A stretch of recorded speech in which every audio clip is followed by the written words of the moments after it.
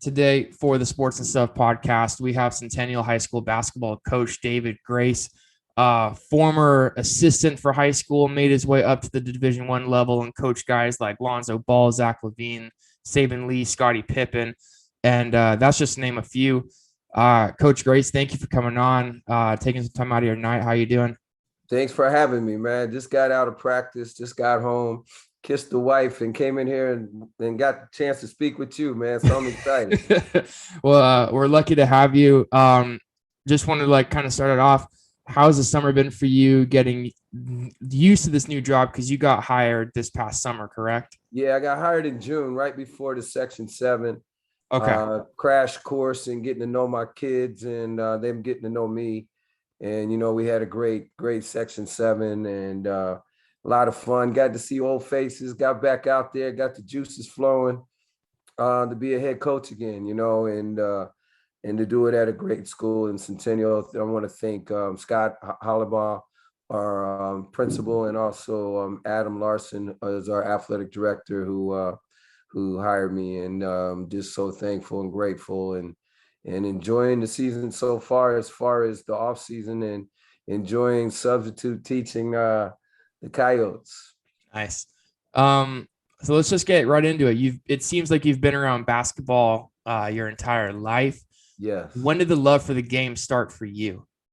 Since day one, really, since I could remember. My father is a sports fanatic, and he introduced me to football, baseball, and basketball, and he let me choose the one that I loved. And all growing up, back when we grew up, we played all three sports. And when baseball season came, we played baseball. When basketball came, we played basketball. I just gravitated towards basketball at the end,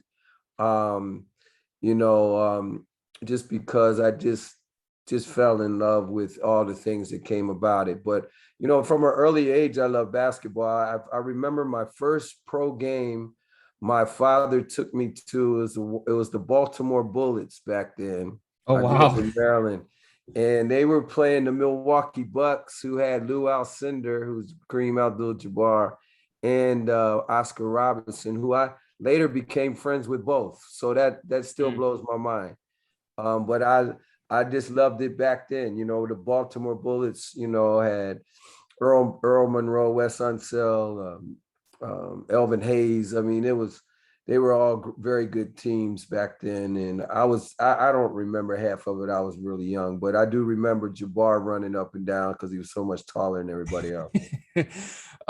You started off as an assistant at Trevor Brown High School here in Phoenix when you were being stationed at Luke Air Force Base before making the jump to college basketball. What made you want to get into coaching at the start? Well, I actually started coaching with Boo Williams back in Virginia. And then I got stationed out here and I got the bug. My supervisor when I was in Virginia asked me to come help him coach. He had got into coaching and loved it. And then I got into coaching and started loving it. And Boo Williams, I went and asked him before I got stationed out here in Phoenix, do you think I'd be a college coach at Division I school? And he said, yeah. So once he said that, really no one could tell me different. Everybody laughed at me. Everybody didn't think I'd do it or make it, but, with great help from a lot of great people and a great work ethic and God up above to give me this path has been just amazing run. Yeah, absolutely. I want to talk a little bit about your collegiate coaching career before we hop to Centennial and what to expect from you guys this upcoming season. In 2006, you became an assistant coach at Sacramento State. Was the goal always to coach at the college level or hop to pros, or was it just to become a head coach in general?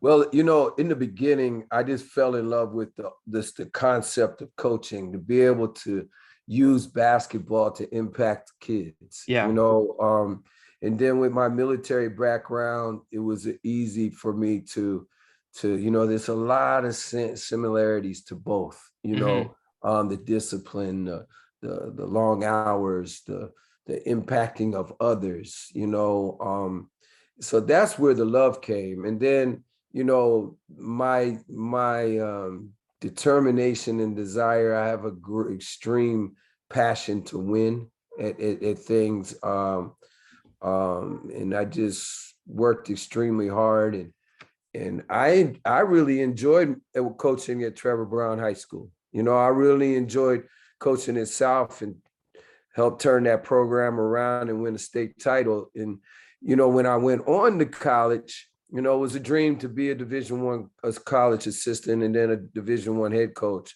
That was the dream. I had dreams of those both. And that was what God put in me, in my belief in my faith. But when I was even coaching at UCLA, I tell people I miss teaching in the classroom. I miss the high school, as far as being a head high school coach. Those were some things that I really enjoyed, and even though it was a lot of work and a lot of extra hours due to the fact you don't have the resources as you do at the college level. But, Sure. the coach at UCLA, man, how many people get a chance to say they did that? And after 20 years, no one can say that. Yeah. In the Air Force, I'm the only one that's ever done that, and very thankful for and very blessed to do. So I love it all. If to answer your question, I love high school and I love college. So like you just talked about, you started off at Trevor Brown, made the move to South Mountain, and then to Sacramento State, San Francisco, Oregon State, UCLA, Cal, Vanderbilt. To focus on, though, going from South Mountain to Sacramento State, how did that come about? Every year they have coaching changes, right? So yeah. So that year, I was trying to become a college coach, and I was doing everything. I was coaching the Compton Magic in LA. Mm-hmm. I was the head high school coach at South.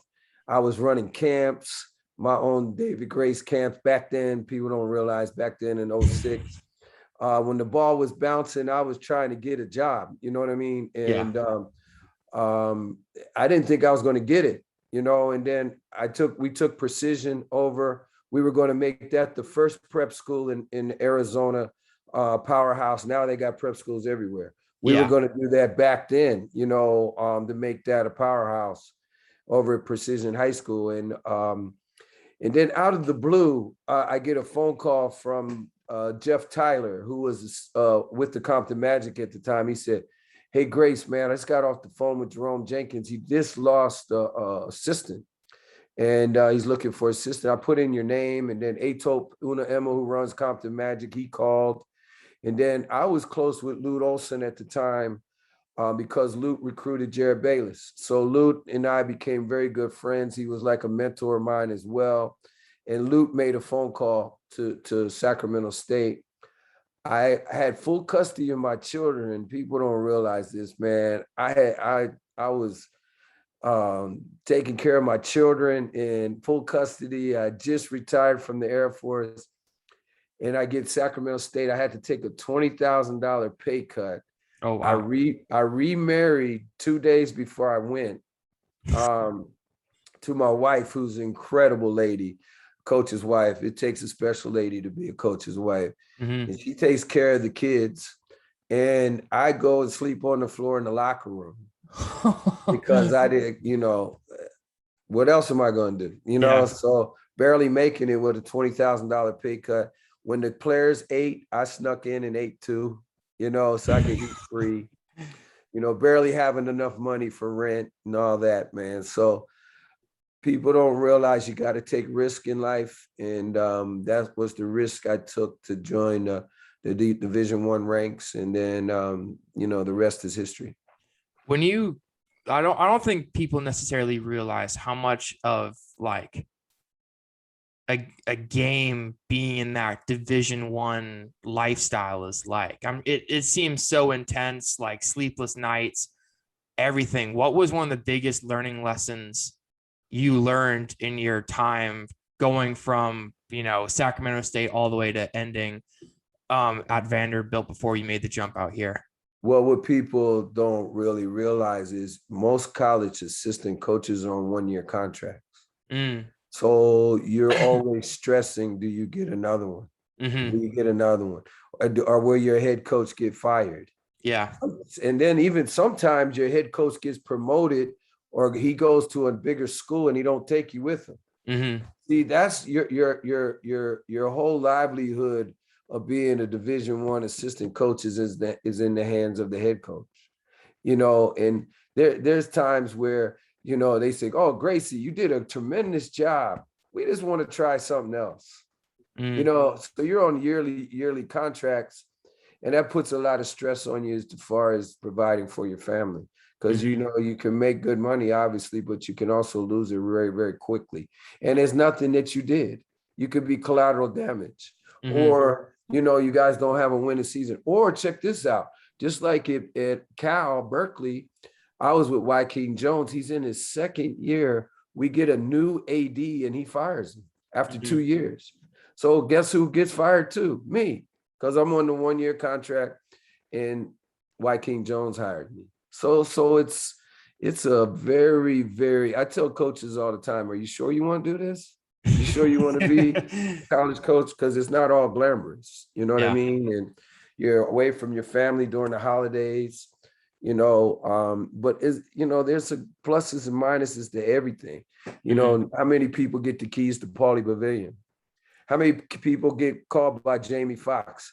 Hey, Coach Grace, can you come let me in Pauley Pavilion? You know what I mean? So I got to, be around. How many people get to go to the White House every year?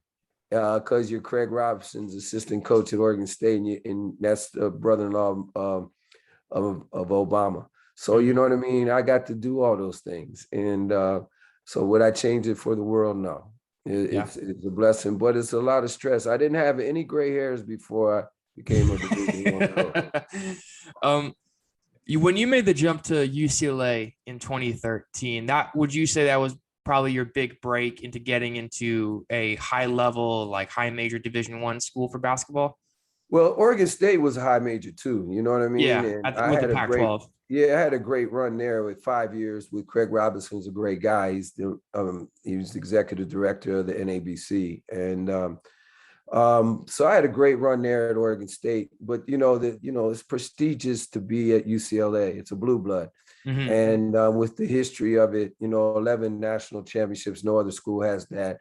You're in Brentwood and Beverly Hills and Westwood, and it's a special place. And like people say, what in my wildest dreams, I was putting fuel on airplanes, man, not that long ago, Mm-hmm. and being in the Air Force and fighting in Desert Storm, and then to have the keys to Pauley Pavilion, and to be able to have great success there at UCLA, coach a lot of great kids, work for Steve Alford, who won a national championship himself at Indiana, and also played in the Olympics, with Michael Jordan. He tells a lot of stories about Michael and all those things as well. So I've been very, very thankful, very blessed that Steve hired me at UCLA. And, I work with great people like Dwayne Broussard and Eddie Schilling and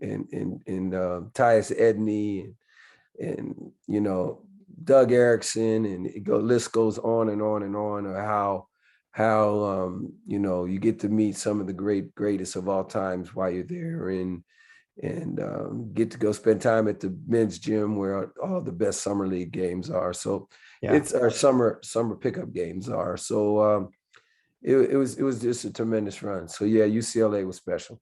Um, Regarding that though, I read an article about you today from someone from ESPN who called you when you were at UCLA one of the best recruiters in the nation. For the guys you were bringing in, you brought in guys Norman Powell, Zach LaVine, Lonzo, TJ Leaf, Aaron Holiday. I'm sure the list just goes on and on. Do you have any good recruiting stories of how you got people to come to UCLA specifically? Because I know there's a very specific dad that was pretty big in the media for a couple of years, especially when his oldest son was at UCLA while you were there. But do you have any good recruiting stories you could share for anybody at UCLA? They always ask about the Lonzo story. I actually started recruiting Lonzo at Oregon State. you Oh, know. really? Yeah, and uh, I offered Lonzo at Oregon State, I knowing that he wasn't ever going to play at Oregon State. I knew he was too good for that. So then the following year, I get to UCLA, where I continue to recruit him, and then Steve offered him as well, and then the rest is history on that one as well.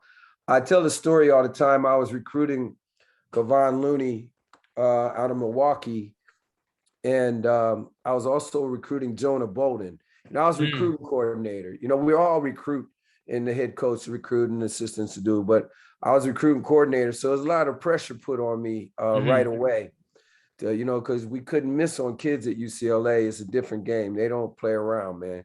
So I'm recruiting Kevon Looney, and then Jonah Bolden, his father lives in Australia, even though he's American. Right. He had a great career. So I fly down I tell Steve, I want to go to make sure I meet his dad. I think that will help out a lot of us getting them. Yeah. And so I go down to Australia. Who wouldn't want to do that? So I spend 3 days down there, meet up with his dad, have a great conversation, fly back. Now I'm exhausted because that like a 20-hour flight. Yeah, it is 16 hours both one way. So you go down there, you're already, in a different climate, because I think I don't know if it was fall or whatever, but if it's fall here, it's spring there. You know what I mean? So I go down there, I spend 3 days, I think it was 2.5, fly all the way back. I'm exhausted. I land at 8 a.m. back in LA. At 9 a.m., our assistant coach, my coworker, Dwayne Broussard, called me and said, Coach Alford wants you in the office. I said, whoa, wait up, man. Why can't I go kiss my wife? I haven't seen her. So he said, yeah, do that real quick. Coach Alford, he wants you to go do something else. So I've been staying in contact while I was in Australia with Coach on Kevon Looney, because we're needing 4 bigs at the time. Mm-hmm. I was also recruiting Thomas Welsh, by the way. Okay. And who was in LA, so it made it a little bit easier.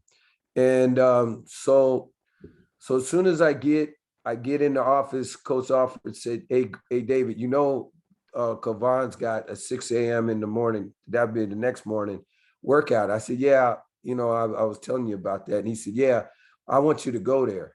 He said, but I know you're tired, so I'm going to have Dwayne go with you. He said, we already got it done. Dwayne hooked it up. You're going to fly. You and him are going to go back to the airport. You're going to take a flight to Chicago, because there's no direct flights to Milwaukee. So we're going to go to Chicago. We got you a hotel. You're going to get in at around 11, and then you'll sleep to about 2 in the morning. And then Dwayne will drive you to Milwaukee for a 6 a.m. workout. So I said, wow. So I said, all right. I love adventures.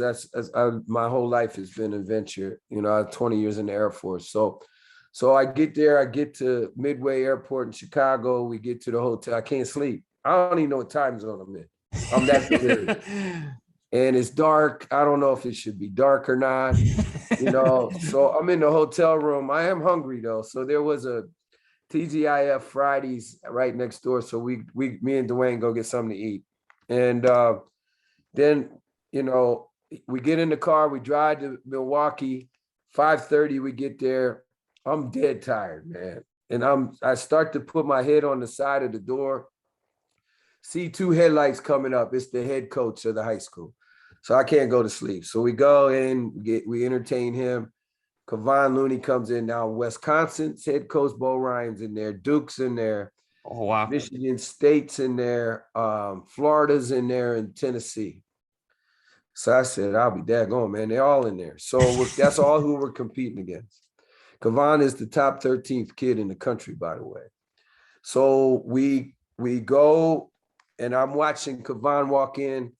I talk with Kevon. Now, before we got there, when I got to Midway in Chicago, I called the AAU coach, and I said, now, I know Kevon's got this morning practice in the morning, and but I want to meet with the AAU coach afterwards. at a luncheon in downtown Milwaukee.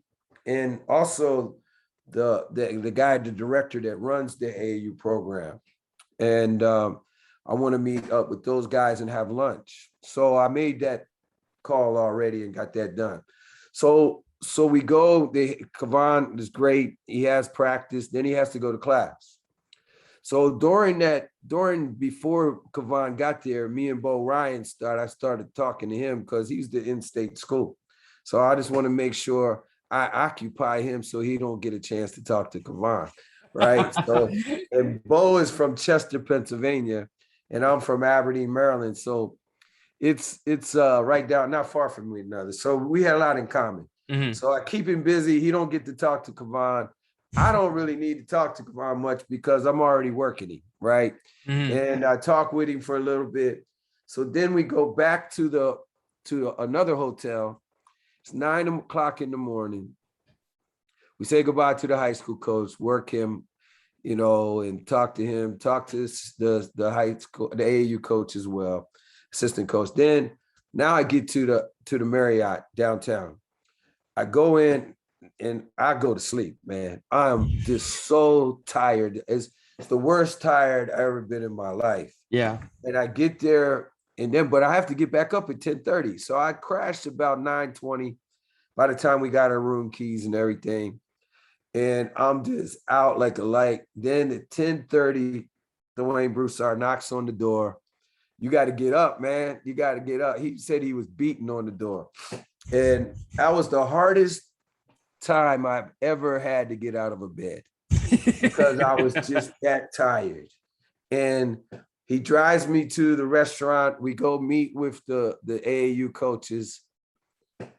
Obviously, it goes well because we got Kevon Looney, mm-hmm. and we got Jonah Bolden, and mm-hmm. we got Thomas Welsh. And I would have probably been unemployed if I didn't get those three. And we drive back to the airport, catch a flight back, by the way, same day. And then Steve wanted me in the office at 6:30, 7 o'clock the next morning. So I'm you had all good sleep. I'm still mad at Steve for that. But we got all three, and the rest is history. Kevon Looney's got 3 NBA rings mm-hmm. with the Golden State Warriors, one of the best teammates you'll ever have. Jonah Bolden went to the Philadelphia 76ers. Yep.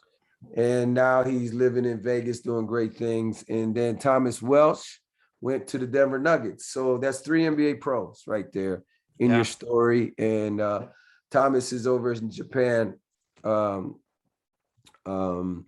doing great things, playing in the Japan Pro League, which is a really good league. Yeah, absolutely. Let's switch over to Centennial now and just about that job and about this team coming up this season. They had a great season last year, finishing winning with the 5A state title against a very talented Gilbert team with Nico Penchalut, who I've had on the podcast as well. What's in your eyes the biggest challenge facing you guys this upcoming season, and how also did you get this new job as well? Well, how I got the job is I was not really looking. I wanted to get back into coaching. I wanted to, I was looking at the college level. I actually interviewed at a Division I head coaching job. It went to somebody else who very qualified as well, and I'm really happy for him. But I interviewed at a Division I. I got a call. I was actually getting ready to go fly out to that D1 for in residence interview again, second one in, and then they determined they wanted another guy. So I didn't get that. I interviewed at a D2, and I'm kind of glad I didn't get that one as well. I don't think the setup was what I would have enjoyed, but so I was getting interviews for that. Then Centennial got interested, and the rest is history. You know what I mean? And I said, why not? It's 10 miles down the street. Great kids. I knew the parents of Emery Young, who's very good player for us. I did my homework on the culture there. I did my homework on it. It's a sports high school that really loves sports. They have a great principal in Scott Hollowball and a great AD who really gets it. Really, they really understand it.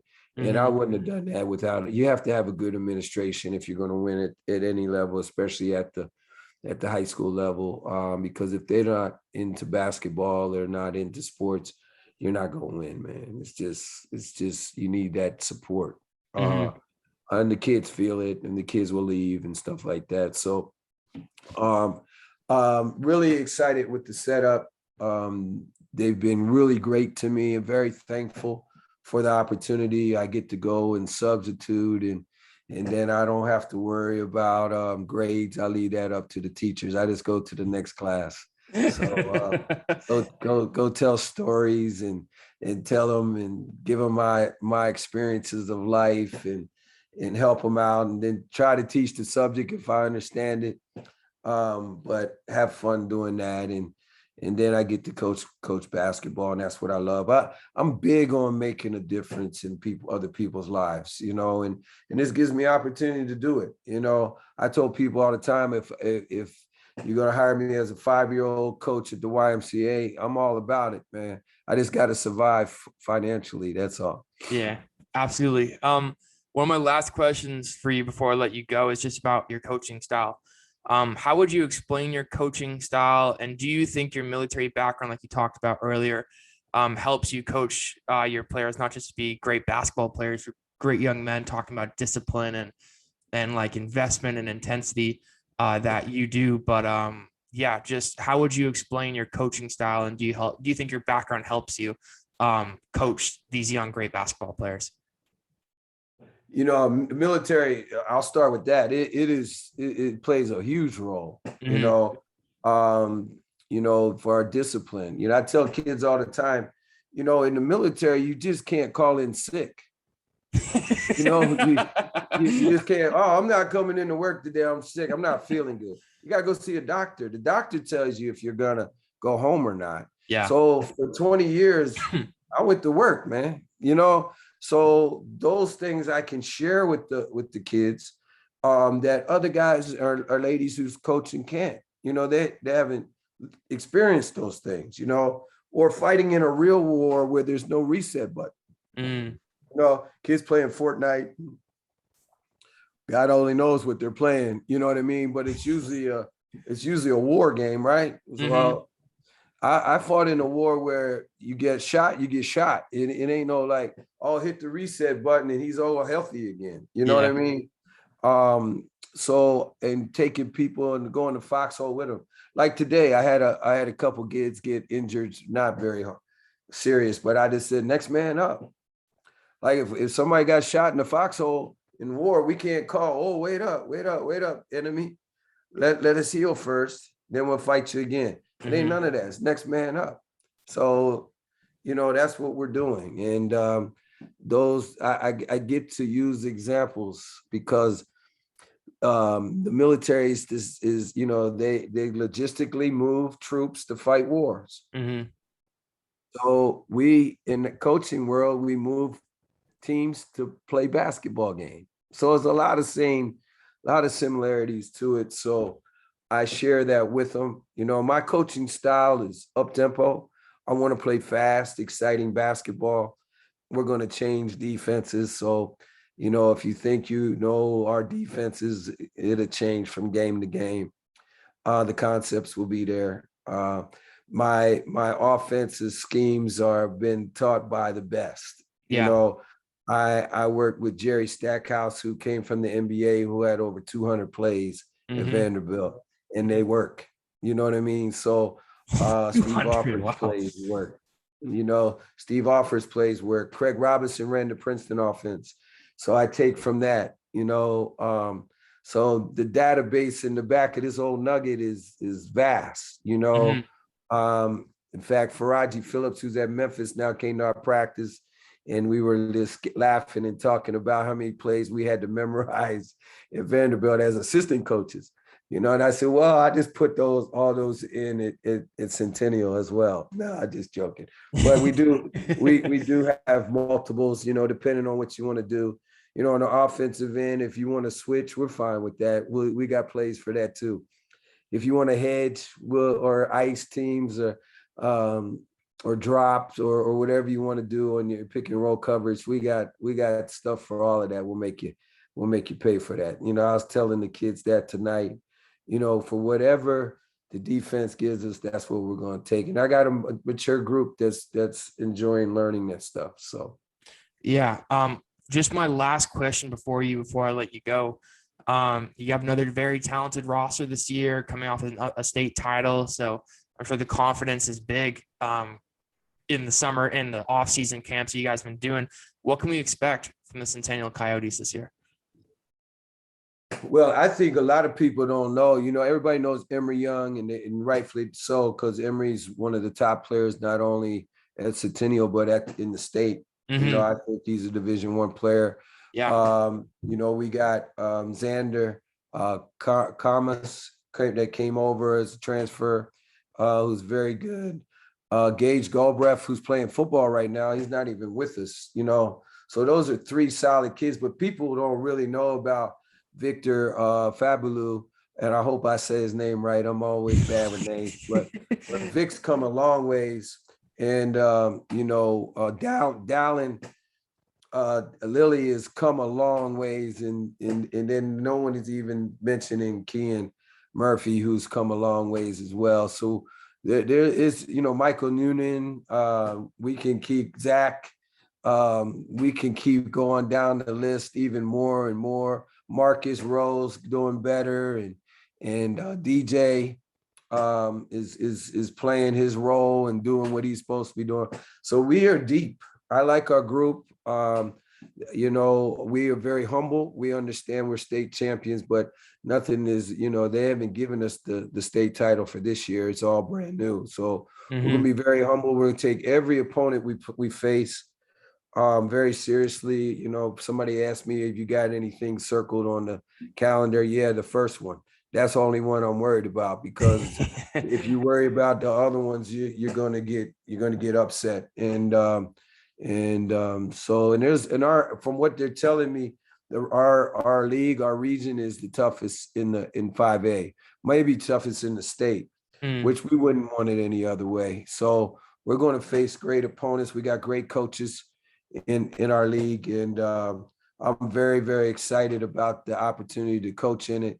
We're going to play in the Border League in Vegas. We're going to go to Tarkanian Classic in Las Vegas during the year, and then go down to Torrey Pines in San Diego. So we're playing a national schedule against national teams, and I want everybody to know that that's what we're going to do every year. We're going to play with the big boys, because we think we're one of the big boys, and we want to become a national power our own self. And why not do it at a great school like Centennial High School? Yeah. Well, Coach Grace, I appreciate you taking time out of your very busy day to come and hop on the podcast. Anything to promote and shout out before we get out of here? Yeah, man. Come watch us play. Get there early, because we're going to sell things out, man. We're going to have it popping and rocking up in the Coyote Cage. It's called the Coyote Cage. Emory Young named that, the arena, the gym. And you better get there early, because we're going to have the popcorn popping, and it's going to be lit, and the music's going to be playing. We're going to turn the lights out for introductions, and it's going to be a must-see TV. So get there early. Well, thank you, Coach, for coming on. Can't wait to come watch you guys play this year. I'm sure I'll keep in touch with you just throughout the season and see if you guys are in my area of the city, or if I got to make out the drive to come and see you guys play at a home game. But wish you nothing but the best. Good luck this season, and we'll talk soon. Well, we're going to play at Notre Dame Prep over there on your side, man. I'll be there. We're going to go over to the east side and play against a great opponent. All right. Sounds good. Well, good talking to you. Talk soon, and wish you guys nothing but the best of luck. Thank you so much. Thanks for having me.